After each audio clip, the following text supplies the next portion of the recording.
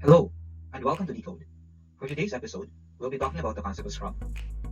So what is a Scrum? In the following slides, we are going to tackle about the definition and importance of having a Scrum. Scrum is an agile way to manage a project, usually software development. Scrum is a lightweight framework that helps people, teams, and organizations generate value through adapted solutions for complex problems. Scrum is important because it helps teams work together. It encourages teams to learn through experiences, self-organize while working on a problem, and reflect on their wins and losses to continuously improve.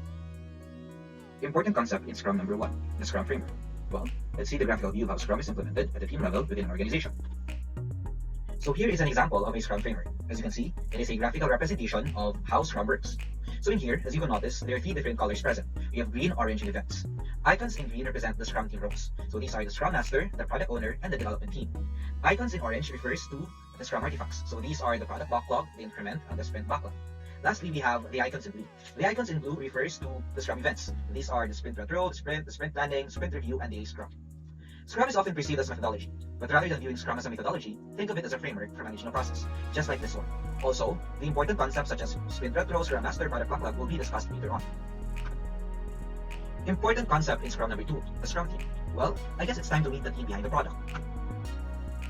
First, you have the product owner. A Scrum product owner is accountable for maximizing the value of the product resulting from the work of the Scrum team. The product owner is also accountable for effective product backlog management. Next, you have the Scrum Master.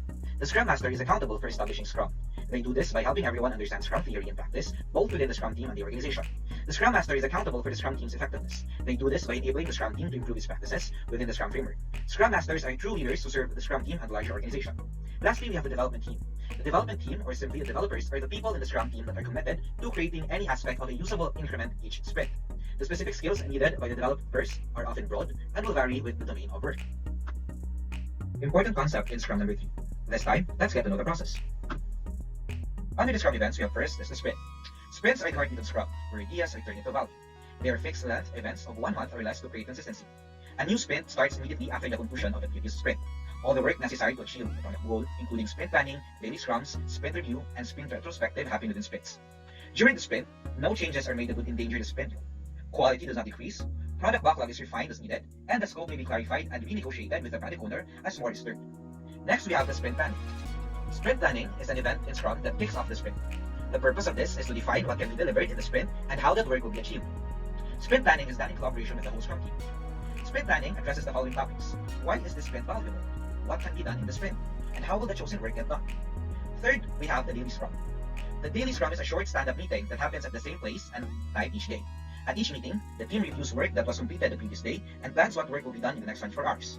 This is the time for the team members to speak up about any problems that might prevent the project completion.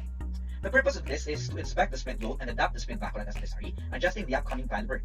The daily scrum improves communications, identify impediments, promote quick decision making, and eliminates the need for other meetings as the concerns and problems are already addressed. Next, we have the sprint review. A sprint review is about demonstrating the hard work of the entire team, the designers, developers, and the product owner. The sprint review is the second to the last event of the sprint and is time boxed to a maximum of 4 hours for a 1-month sprint. For shorter sprints, the event is usually shorter. The purpose of this is to inspect the outcome of the sprint and to determine the future adaptations. In sprint review, it is also where the increment is shown off. Team members gather around the desk for demonstrations and describe the work they have done for that iteration. It's also a time to ask questions and try new features and also to give feedback. Lastly, we have the sprint retrospective. A sprint retrospective is a meeting that's held after a sprint ends. During this meeting, everyone reflects on the sprint process. A team building exercise may be also offered. An important goal of a sprint retrospective is continuous improvement. The purpose of the sprint retrospective is to plan ways to increase quality and effectiveness. The sprint retrospective concludes the sprint. In short, sprint retrospective is any time the team reflects on the past to improve the future. Important concept in Scrum number 4, the Scrum artifacts. Now, let's get to know the key information in web development. But before we proceed to the next slide, let's first define what a Scrum artifact is. Scrum artifacts are information that the Scrum team used to detail the product being developed, actions to produce it, and the actions performed during the project. Under the Scrum artifacts, we have the following. First, we have the product backlog. The product backlog is a list of new features, enhancements, bug fixes, tasks, or work requirements needed to build the product. It's compiled from input sources like customer support, competitor analysis, market demands, and general business analysis. In short, the product backlog is an emergent, ordered list of what is needed to improve the product. Or you may simply say that the product backlog is your to-be-done list or your to-do list. Next, we have the sprint backlog. The sprint backlog is a set of product backlog tasks that have been promoted to be developed during the next product increment. Sprint backlogs are created by the development teams to plan deliverables for future increments and detail the work required to create the increment. Sprint backlogs are created by selecting a task from the product backlog and breaking that task into smaller, actionable sprint items. Sprint backlogs are divided into time-based user stories. In short, the sprint backlog is the more detailed task taken from the PB or the product backlog. Next, we proceed to the increment. An increment is a concrete stepping stone toward the product goal. Each increment is additive to all prior increments and thoroughly verified, ensuring that all increments work together. In order to provide value, the increment must be usable. Work cannot be considered part of an increment unless it meets the definition of done. Increment, to put it simply, refers to what has been accomplished during the sprint, all the product backlog items as well as what's been created during the previous sprints. In increment, it reflects how much progress the team has made. So for my takeaway is not really that long because I already discussed the concepts needed in Scrum. So for my takeaway in Scrum, I think it's only use Scrum. That's it. You should use Scrum. It's a very important practice that a developer must possess. So that's it. And in the next slide, I'll be showing you my Scrum. In this part of the video, I'll be showing you my Scrum. So let's start with the product backlog. So in your product backlog, I only have 3 stories. We have this is Scrum Master. I want to build a visual sitemap. I want to create a wireframe. And I want to create a Scrum.